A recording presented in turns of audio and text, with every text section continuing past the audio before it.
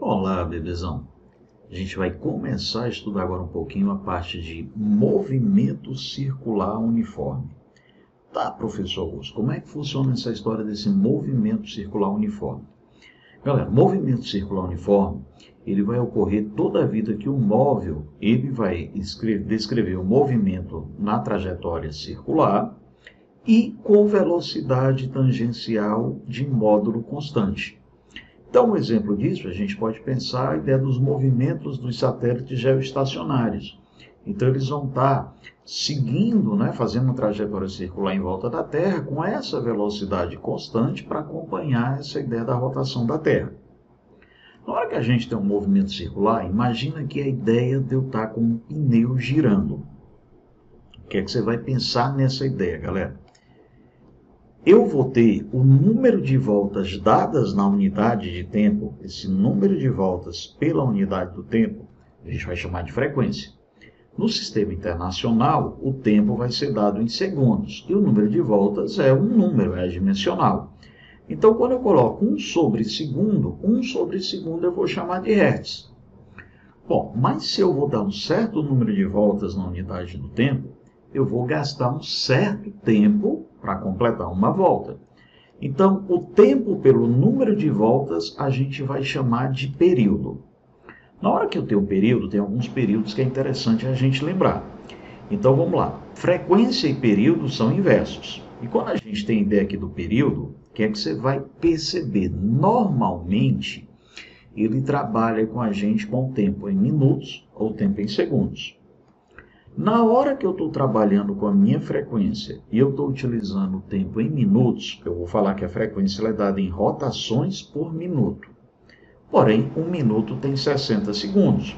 Então, se eu divido por 60, eu vou ter o hertz, que o hertz é a mesma coisa que rotação por segundo.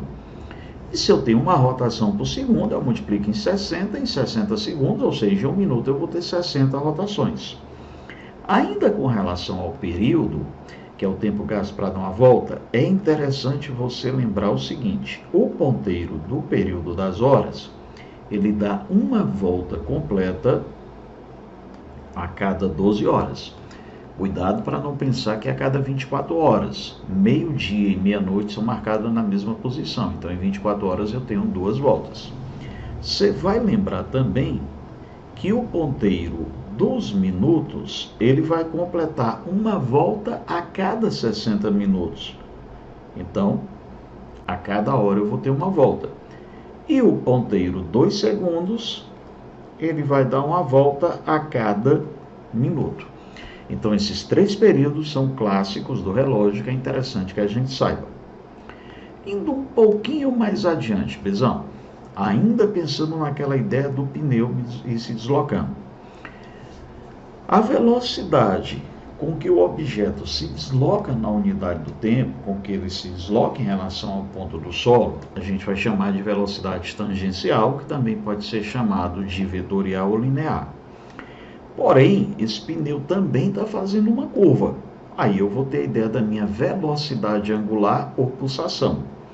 Então, a velocidade linear vai ser a ideia do nosso espaço pelo tempo. E a nossa velocidade angular vai ser o ângulo pelo tempo. Então, a velocidade angular ela é uma propriedade relacionando o ângulo em função do tempo. Enquanto a velocidade linear, ela vai estar o quê? Medindo a ideia do deslocamento. Então, a nossa velocidade linear, ele seria o nosso deslocamento pelo tempo. A nossa velocidade angular seria a variação do ângulo na unidade do tempo.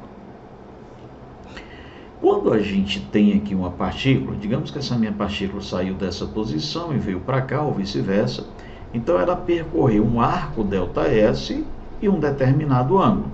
Pois bem, o nosso ΔΦ vai ser o nosso espaço angular. O nosso ΔS, o arco, o nosso espaço escalar. E aí aqui eu vou ter o raio. Tá, tio Augusto, qual é a relação que eu vou ter entre a velocidade angular e a velocidade linear? Pessoal, vamos pensar de novo aqui na ideia do nosso pneu. o pneu fazendo a trajetória circular, eu vou pensar na velocidade angular. E ele se deslocando para frente é minha velocidade linear. Então, para a gente relacionar melhor essas velocidades, eu vou pedir para pensar em uma volta. Então, uma volta que é o número de voltas, obviamente 1. Qual é o comprimento de uma circunferência? 2πr. Qual é o ângulo dado em uma volta? 360 graus, mas em movimento circular a gente nunca trabalha em graus. Então, 360 graus, eu vou te falar que é 2π radianos. E o tempo para a gente completar uma volta é o nosso período. Muito bem, vamos relacionar aqui as coisas. Minha velocidade linear, ela vai ser o espaço dividido pelo tempo. Analogamente, a velocidade angular vai ser o ângulo pelo tempo. Na hora que eu tenho uma volta, o espaço percorrido por uma volta vai ser 2πr. Então, eu vou ter o comprimento de uma volta, 2πr. O tempo de uma volta eu chamo período. Analogamente, o ângulo de uma volta vai ser 2π e o tempo de uma volta é o período. Agora, percebe aqui, gente. 2π sobre o período e 2π sobre o período. 2π sobre o período é o ômega. Então, eu vou te falar que o ômega vezes o raio me dá o V, já que 2π sobre o período vai ser o nosso ômega. Porém, o período é o inverso da frequência. Então, 1 sobre período é a frequência. Por isso que a gente pode falar que eu vou ter 2πf, que é 1 sobre t, vezes o raio. Então, aqui eu tenho uma relação entre as duas velocidades. Se 1 sobre o período eu chamo de frequência, então 2π sobre o período é a mesma coisa que 2πf. Então, a gente tem aqui as relações que eu vou ter do meu movimento circular. Vamos pensar agora no que eu chamaria de deslocamento ou distância percorrida e minha velocidade vetorial ou velocidade escalar. Imagina que nós tenhamos uma partícula que está aqui na posição 1 e se deslocou para essa posição 2. Pois bem, a reta que vai unir os dois pontos é o meu deslocamento vetorial. A trajetória curva seria minha distância percorrida. A minha velocidade escalar média vai ser a distância percorrida dividido pelo tempo do movimento. E a minha velocidade vetorial, ou simplesmente velocidade média, é o deslocamento vetorial dividido pelo tempo. Imagina que na ideia dessa animação, que enquanto o caminhão está fazendo a trajetória circular, está o espaço percorrido, o poste, como ele está em linha reta, o poste não vai fazer a curva inteira. Então o poste vai ficar no movimento de reta, que vai ser exatamente o que eu vou chamar para você do nosso deslocamento vetorial. Toda vida que eu tiver um movimento circular, esse movimento circular necessariamente tem que ter uma componente da aceleração, obrigatoriamente apontando para o centro para que ele possa fazer a curva.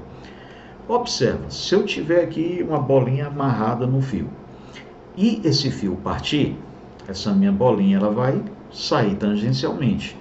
Então é preciso que eu tenha uma componente da aceleração apontando para o centro. Essa aceleração é centrípeta. Então, professor, se eu tiver um movimento circular ou curvilíneo uniforme, tem aceleração? Tem. Aceleração centrípeta. Não vai ter aceleração escalar. E se ele for curvilíneo uniformemente variado, aí ele vai ter as duas acelerações, a escalar e a centrípeta. Muito bem, vamos ver de onde é que vem essa história da aceleração centrípeta. Eu vou pegar aquela história do deslocamento vetorial que a gente viu aqui. Então, minha partícula na posição 1, ele vai para a posição 2. Velocidade tangencial 1, velocidade tangencial 2. O que é que a gente vai fazer aqui? Vamos achar essa variação de velocidade? Minha variação de velocidade vai ser a velocidade 2 menos 1. Acontece que esse sinal aqui, você lembra que ele representa o vetor oposto. Tio, o que é que eu vou fazer? Eu vou colocar esse cara invertido. Então, vou deixar V2 do jeitinho que está aqui. De boa, está aqui o V2. Só que o V1 está para cima. Quem é que vai ser o menos V1? Menos V1 vai ser esse cara aqui para baixo. Ah, professor, Então, menos V1 eu vou botar o vetor trocado. Porque o sinal de menos quer dizer o vetor oposto. Origem, extremidade, isso aqui é o nosso resultante, que é o ΔV. Então, a primeira coisa que eu te pedi para a gente achar aí foi a ideia do nosso ΔV. Então, quem é que vai ser minha aceleração vetorial? Vai ser o ΔV vetorial dividido pelo ΔT. Então, V2 menos V1, que é o invertido, e eu tenho minha aceleração vetorial. Vamos um pouquinho adiante, Bizão. Agora, para que um veículo, por exemplo, consiga fazer a curva, eu preciso ter uma componente apontando para o centro, que essa componente vai ser minha aceleração centrípeta. A aceleração centrípeta ela vai ser causada por alguma força que vai estar puxando esse objeto para o centro da trajetória. Nessa animação, o carro tenta escapar tangencialmente. Quem está funcionando como força que puxa ele para o centro, obrigando a fazer a curva, é o atrito. Então, a aceleração centrípeta aí, ela vai vir a partir do atrito. Bom, eu vou estar aqui na minha circunferência, eu vou colocar um raio e outro. Lembra que isso aqui é o nosso ΔS, se a minha partícula estiver na posição 1, for para uma posição 2, eu vou sair de uma posição 1 para uma posição 2, isso aqui é o nosso ΔS. Mas peraí, lembra que o nosso ΔV, ele vai estar para cá. Mas eu vou começar te pedindo para pensar o seguinte, ó. ΔS e os dois raios, eu vou gerar um ângulo alfa aqui. Aí eu vou te falar que o seno de alfa vai ser o cateto oposto, que é o raio, pela hipotenusa, que vai ser o meu ΔS. Aí eu teria minha velocidade na posição 2, minha velocidade na posição 1 estava subindo, mas eu quero menos V1, que eu quero ΔV. Então, isso aqui vai ser o meu ΔV. Olha só um detalhe.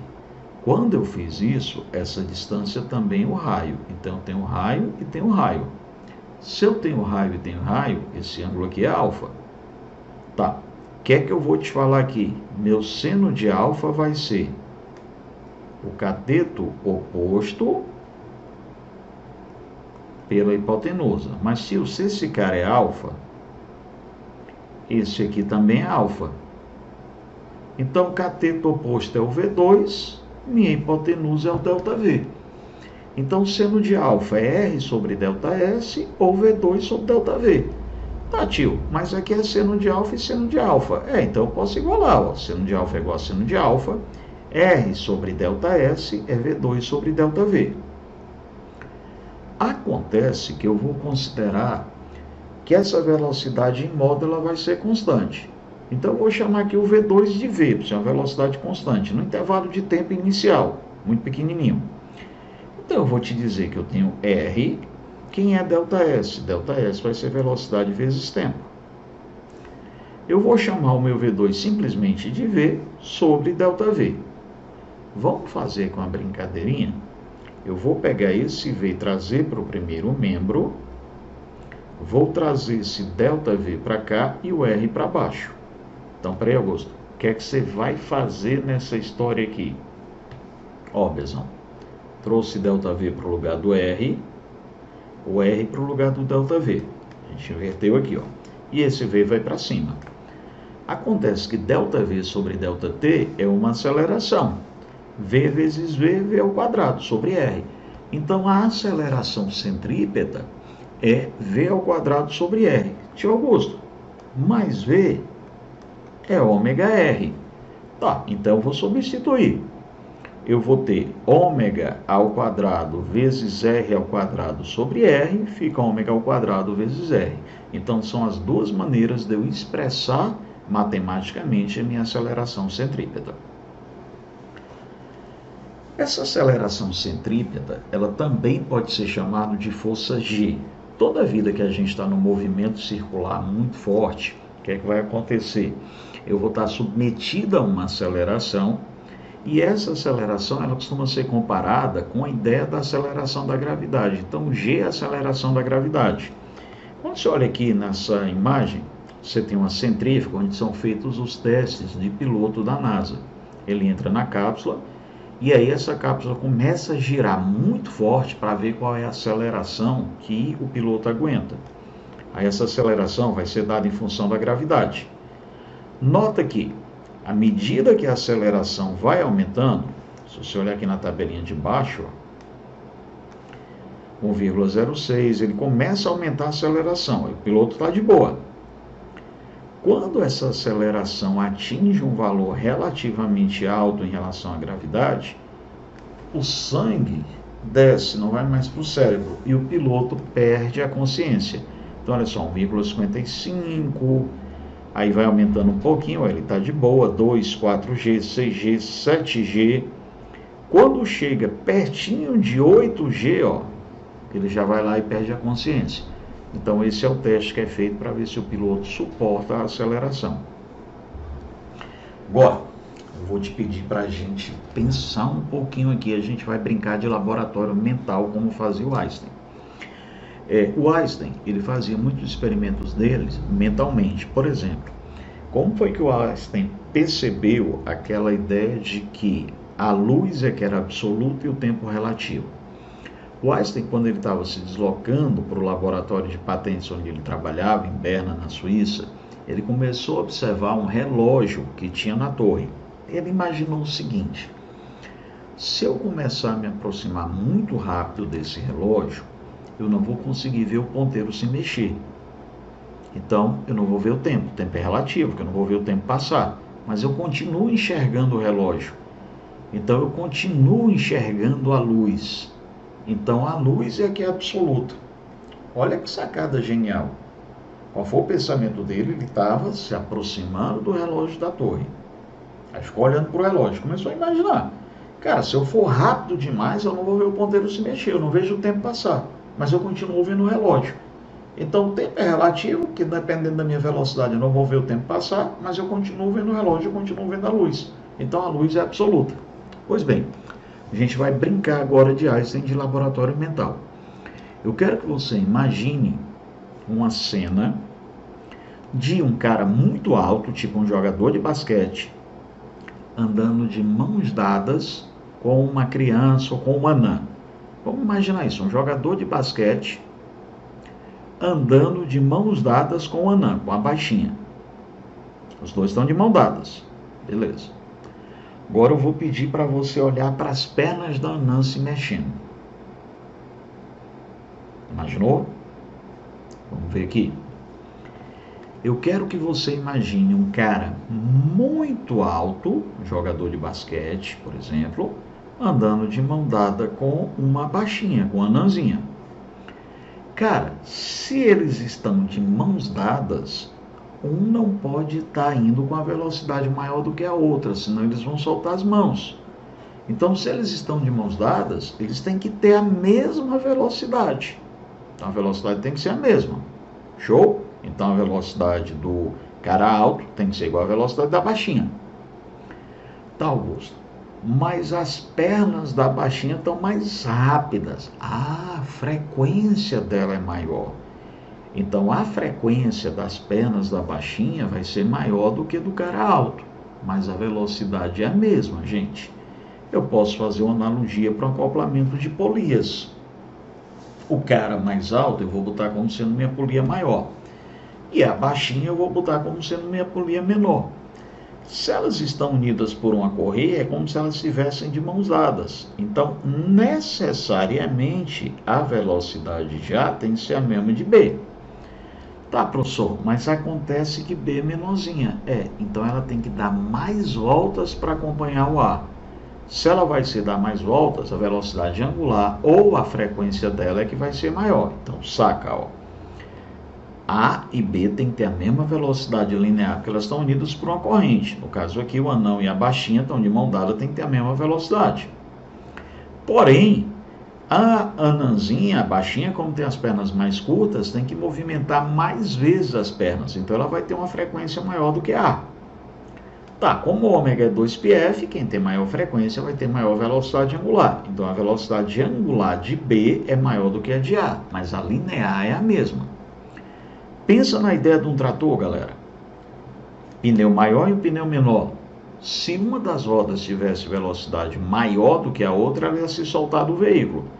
Então, necessariamente, A e B tem que ter a mesma velocidade. Ponto final. Só que V pode ser escrito como ômega R. E o ômega pode ser escrito como 2πf. Aí você pode pegar 2π de um lado e 2π com o outro, simplificar. E aí eu vou ter quem? Frequência de A vezes o raio de A igual a frequência de B vezes o raio de B. Tio, e se eu encurtasse essa correia, essa corrente, até deixar esse objeto por encaixe? Cara, ia ser a mesma coisa. A velocidade de um tem que ser igual ao outro. Augusto, o que é que ia mudar quando eu tenho uma condição de correia e por encaixe? Só a rotação. Quando eu tenho correia, as duas polias giram no mesmo sentido. Quando eu tiver encaixe, elas giram em sentidos opostos. Agora, se eu tiver encaixe com polias dentadas, a ideia vai ser o seguinte: para ter um encaixe perfeito, os dentes precisam estar do mesmo tamanho, porque se um dente fosse maior do que o outro, não tinha encaixe. E aí eu vou te dizer que o número de dentes é proporcional ao raio. Então, quando ele me der uma questão de polias dentadas e não me der o raio vai ser proporcional ao número de dentes. Agora, cena 2, você vai imaginar tipo aquele filme bem romântico, tipo Sessão da Tarde. Um casal bem romântico, de mãos dadas, as duas mãos, né? Não só uma, mas as duas mãos dadas, girando, né, de felicidade no parque. Imagina essa situação, galera. Vamos supor que a moça parasse e só o rapaz girasse. Ela ia torcer o braço dela. Então, qual é o único jeito de não ter torção? Eles têm que estar girando juntos. Se eles estão de braços dados, eles giram juntos. Então, eles têm a mesma velocidade angular. Augusto, quando eles estão, então, de mãos dadas, eu vou dizer que eu tenho um acoplamento concêntrico. Eu tenho um acoplamento por um eixo só. Aí, gente, essa galerinha aqui gira para o mesmo lado. Quem vai limitar a velocidade vai ser o eixo. Então, todo mundo tem que girar com a mesma velocidade do eixo. Mas, tio, se V é ômega R, se V é ômega R, ômega é V sobre R. Então, VA sobre RA igual a VB sobre RB. Se eu pegasse, encurtasse o eixo e colocasse uma sobre a outra, tá, concêntrico, um eixo só, mesma velocidade angular. Agora, olha só um detalhe. Essa volta aqui, ela está com um raio menor. E essa outra está com um raio maior. Galera, se eu colocar um ponto na periferia de A, um ponto em A e um ponto em B, os dois pontos vão ter que dar a volta juntos. Só que o raio de B é maior. Como o comprimento de uma volta é 2πr, o comprimento da volta de B vai ser maior do que a de A. E aí, como é que pode acontecer para eles darem a volta juntas? A velocidade linear de B tem que ser maior. Então, nesse caso aqui, a velocidade ela é proporcional ao raio. Quem tiver maior raio vai ter maior velocidade linear, mas a angular vai ser igualzinha. Bezão, quando a gente tiver a ideia de acoplamento de polias numa bicicleta, tudo bem, eu vou ter que dar acoplamento por corrente. Corrente, a velocidade linear vai ser constante. Então, a velocidade linear da coroa vai ter que ser a velocidade linear da catraca. Porém, a velocidade angular da catraca vai ser a mesma velocidade angular do pneu. Então, qual é a lógica aqui, tio Augusto? Eu estou querendo fazer menos esforço e eu estou querendo andar com a velocidade menor para fazer menos força. Então, o que é que vai acontecer? Eu vou botar uma catraca grande e uma coroa pequena. Então, a coroa diminui e a catraca aumenta. eu vou ficar com a bicicleta mais leve, vou fazer menos esforço, né? E aí, consequentemente, eu vou andar mais devagar. Mas, Augusto, eu quero ganhar velocidade. Tá, eu vou botar, lembra da anãzinha do jogador de basquete, do alto? Quanto menor a minha catraca e maior a minha coroa, como se fosse a diferença das pernas. Enquanto a coroa der uma volta, a catraca vai ter que dar várias voltas para poder acompanhar. E aí a velocidade do meu pneu aumenta. Nesse caso, eu vou ter a bicicleta mais pesada. Porém, eu vou estar com maior velocidade. Então, se eu quero maior velocidade, é a coroa grande e a catraca pequena. Se eu quero menor esforço, lógico, menor velocidade, coroa pequena e catraca grande. Para a gente terminar, toda vida que eu tiver os movimentos curvilíneos, uma das coisas que eu vou levar em consideração é a estabilidade a partir do centro de massa. Se eu tiver uma figura aqui de um objeto plano apoiado no suporte, eu vou traçar as diagonais para achar o centro de massa ou centro de gravidade, que é o local onde eu concentro toda a massa, é de onde eu vou falar para você que o peso vai se originar. Então está aqui o meu centro de gravidade, eu estou o peso. Na hora que o peso passar com a margem de segurança pela base, eu vou falar para você que eu estou numa situação de estabilidade. Eu estou estável. Agora eu vou botar esse objeto ligeiramente inclinado, tá? Vou passar aqui as diagonais, vou traçar o centro de gravidade e vou traçar a linha do peso. Cara, a linha do peso está passando só na pontinha. Qualquer deslize de um lado ou para o outro, esse meu objeto cai. Então eu vou falar para você que isso é uma situação de instabilidade. Tati, Augusto, mas se eu traçar as diagonais e a linha do peso não passar pelo apoio da base, galera, esse objeto aqui, ele vai girar, ele vai tombar. Então tem uma situação de tombamento. Bom, mas se eu tiver um cilindro, vou traçar as diagonais, qualquer posição que eu gire o cilindro aí não vai alterar nada. Então eu digo para você que eu vou ter um equilíbrio indiferente. Beleza, agora imagine uma situação de eu pegar um veículo, está fazer curva numa estrada, e eu pego o veículo e eu substituo os pneus dele por pneus maiores. O que é que vai acontecer com esse veículo? Primeira coisa que você vai perceber, eu quero o pneu do veículo que vem com tamanho, eu troco por um pneu maior. Primeira coisa que você vai perceber é que se a velocidade é ΔS sobre ΔT, eu vou dar 2πr sobre ΔT. O tempo vai ser o mesmo. Mas quando eu aumentei o tamanho da roda, eu aumentei o raio. Consequente, eu vou estar aumentando a velocidade. Só que o velocímetro, ele não está marcando acoplado diretamente no pneu, ele está no eixo de rotação.